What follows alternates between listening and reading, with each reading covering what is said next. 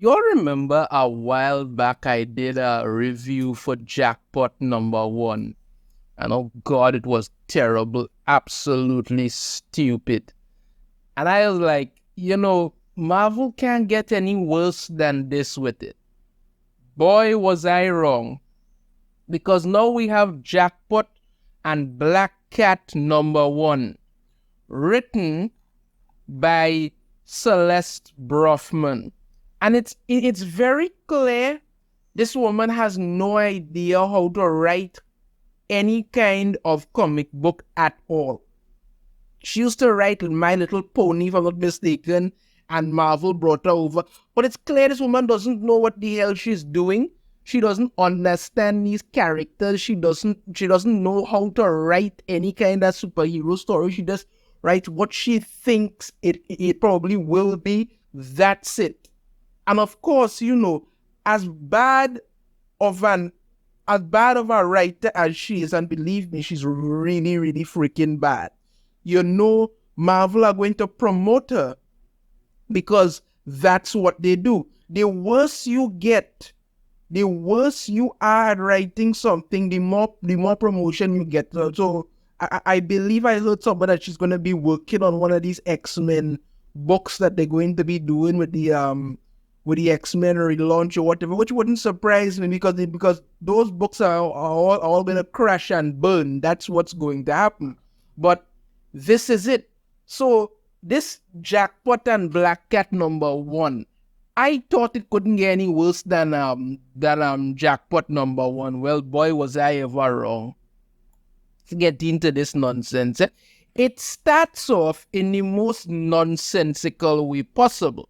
Remember I said Celeste Brofman has no idea how to write stories? She starts off with Jackpot, aka Mary Jane, narrating like she's freaking Batman or something. Like, expect her to be perched on something overlooking the city. They're talking like, the city stretches out.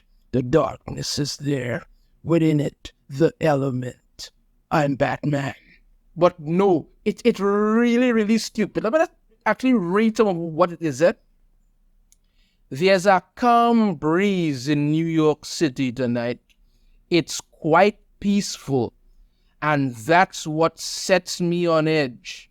The sound of screams echoing through the night means people are reaching out for help. But silence means they don't even know they're in danger yet. The trick is to get ahead of it. Use the silence to your advantage. That is not how Mary Jane would song, how Mary Jane would act, how Mary Jane would be. None of it. Absolutely none of it. None of this sounds like Mary Jane at all. This sounds like some person who Celeste Brofman thinks a superhero should sound like. Mary Jane, look, the thing about this, Mary Jane being a superhero is among some of the dumbest things Marvel has ever done. There was no need for it, no reason for it, nothing.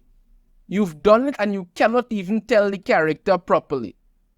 What we're getting is some screwed up version of what they think she should be, and it's ridiculous on the face of it. So the basis of it is that Black Cat is apparently going to Black Cat is apparently robbing some flying casino, some illegal flying casino thing there because she's being blackmailed over her phone. And, Mary Jane is flying around. Paul is her guy in the chair because apparently no one's decided to get rid of him yet. So the ship, the flying casino ship is invisible, but when Black Cat takes out its power, it materializes so you could see it. So Mary Jane needs to get onto the ship. So she spins her little jackpot thing to get some powers, right? So she spins it and she gets some kind of armor that looks something like, a Green Lantern construct or something. But here's the thing, she gets it and she's like, armor, not bad, but it won't get me through the hull. Spinning again. So last time I actually checked, when this whole thing, when she got this whole jackpot gacha kind of thing where she spin it and she gets the powers and stuff, there was a time limit that she had to get the power, and then after that she could use it. But no, you see, this is what happens when these people don't read things or don't watch things like Ben 10. One of the cool things about Ben 10 is that he would try to dial up an alien, get a different one, and then he would have to use his ingenuity, use his resourcefulness to use that alien's ability to deal with whatever threat was in front of him at the time. You're not getting that here at all. She dials up her power. It's not the one she wants. Let me just dial up another. It's the same thing like what happened in Jackpot number 1. She just keeps flipping this thing to get whatever power she wants. There's no cooldown time or anything for it anymore. She just spins it, bam, gets a new power. That's it.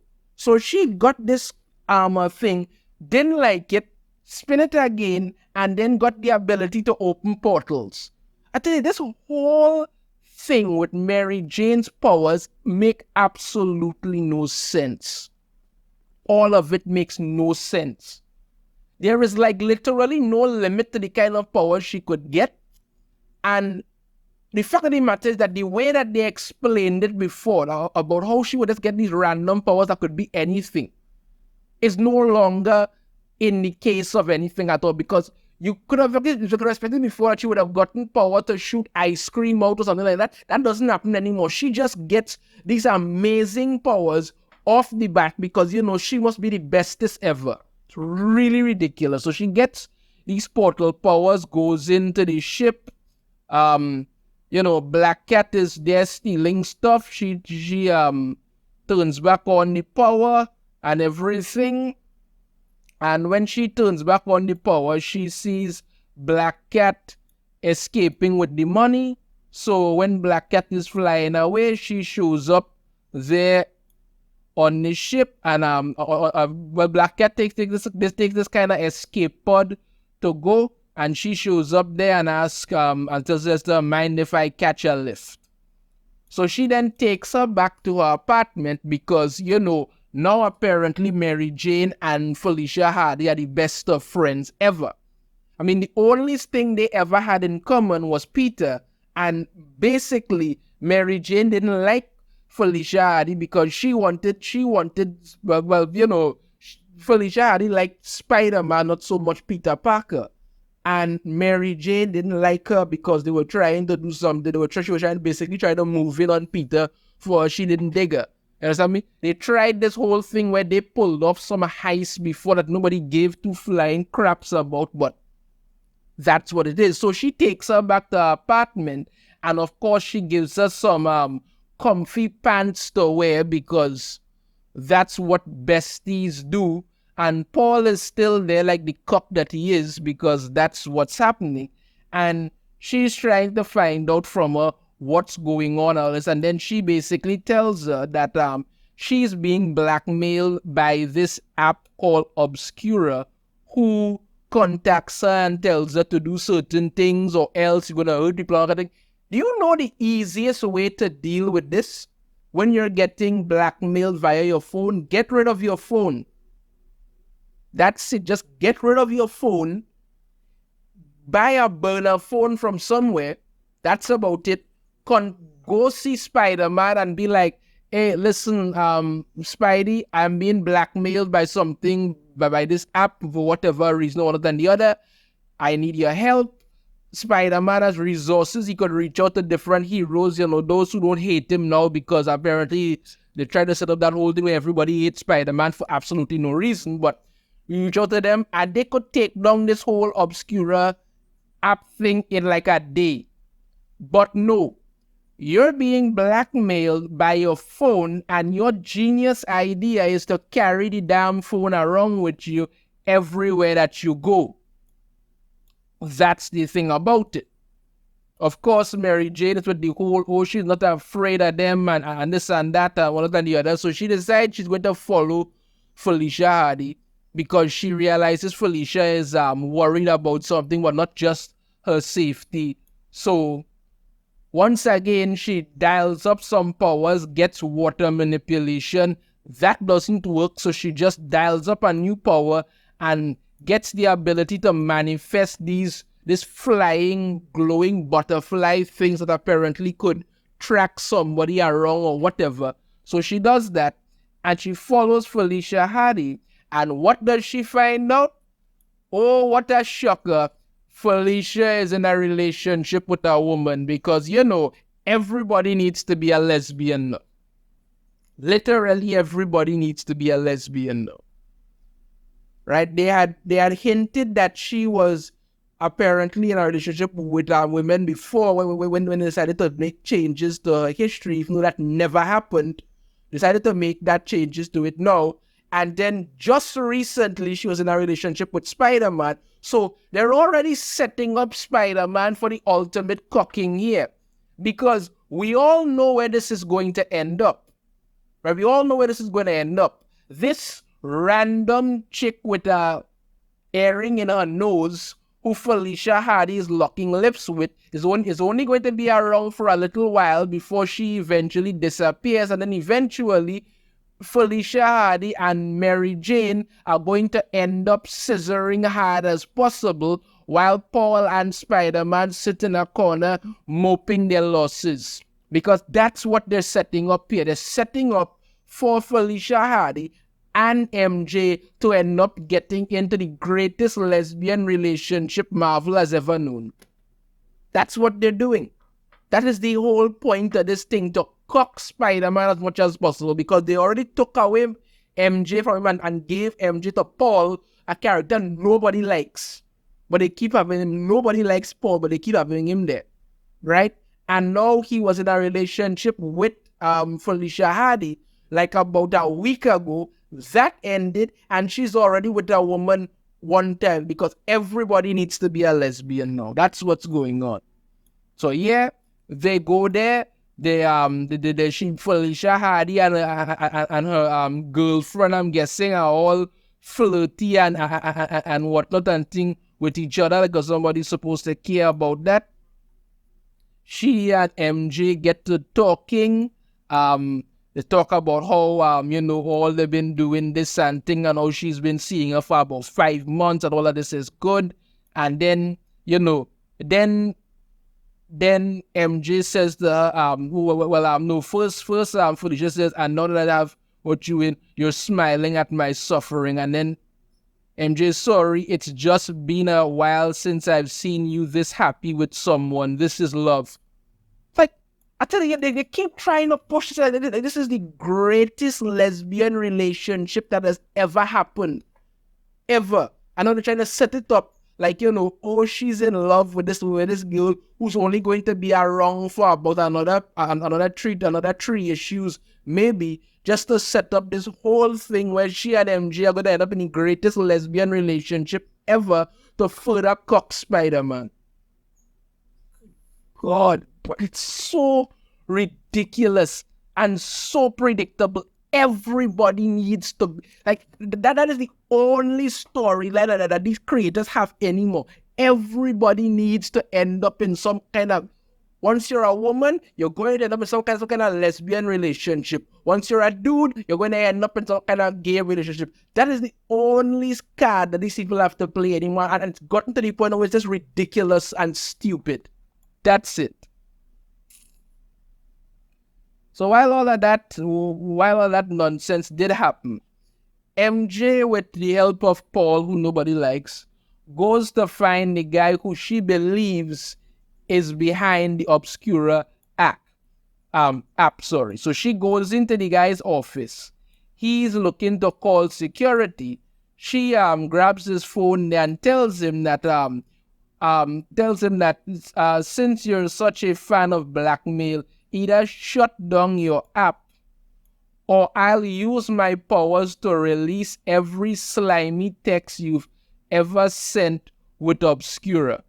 Now he says, I have nothing to do with that app, I swear. But she says she's going to use her powers to release every slimy text you've ever sent with Obscura. Like, I mean, How are you gonna do that? Does your little jackpot gauntlet thing give you the ability to hack every phone or everything in the world? Or even worse, maybe she's going to get internet gas powers like that guy from that book that they wanted to put out that never came to fruition. I don't know if anybody remembers that whole internet gas nonsense. Yeah, that's what I'm guessing that seems to be the only option possible, because this whole thing makes absolutely no sense. Now, of course, while she's saying that a red dot shows up on the guy's head, they try to kill him because apparently, he literally had nothing to do with it. Because God forbid you investigate anything, but no. Best things to do now is just break into people's office and threaten them. Yes, because when you've been a superhero for literally 5 minutes, you know everything. Lord. So a bunch of people start trying to kill them. They go outside and people are all there ready to attack. As always, she dials up her powers again and gets Medusa here. Yes, I'm not kidding. She actually gets Medusa here.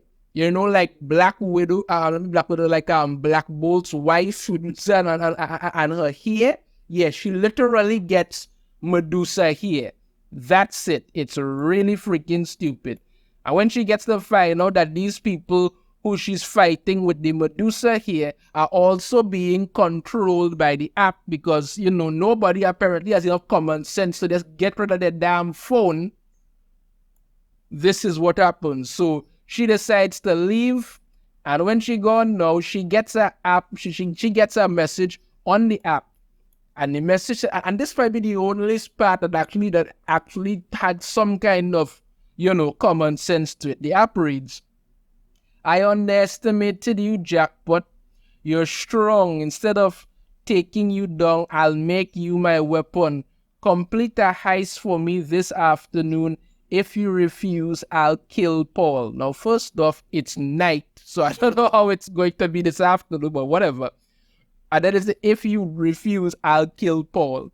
Now, personally, I would think, to send a message, the smart thing would be to kill Paul and then blackmail her by saying, this is what we're going to do to your aunt if you don't comply. I mean, people have forgotten that MJ has an aunt who she loves very much, but you could just get rid of Paul. I'm just saying, nobody likes Paul. Just get rid of Paul. Everybody would be happy about that. Everybody. Once you get rid of Paul, all your problems would be solved. Literally. Nobody will have a problem with it once you get rid of Paul. That would literally be the best thing you could do. Just get rid of that nitwit as quickly as possible. So yeah, she ends up getting this message that they're going to kill Paul because apparently they know who she is and all of that. And she's all shocked by it. And then Black Cat shows up at the end, and that's what's going to happen. Yeah, this was a terrible, terrible, terrible issue. Honestly, terrible issue. They once again took anything that made Jackpot's powers sensible, threw it out the window. Felicia Hardy is lip-locking with a woman to set up the greatest cocking of Spider-Man of all time. Clearly, she and MJ are going to end up in some kind of relationship or something. The villain and the whole blackmail thing makes no sense, because all you have to do is just get rid of your damn phone. And again, as I've said before, they could have just gotten rid of Paul to send a message, but no. That apparently would have been too hard. So yeah, that's Jackpot and Black Cat number 1. Absolute and utter garbage. What else do you expect from Marvel these days? Let me know your thoughts on this in the comments. If you have a different opinion, I'd love to hear it. If you like the video, try to hit that thumbs up. Subscribe if you haven't already. Ring the notification bell to be notified every time I put out a new video. And I shall see you all next time. Take care.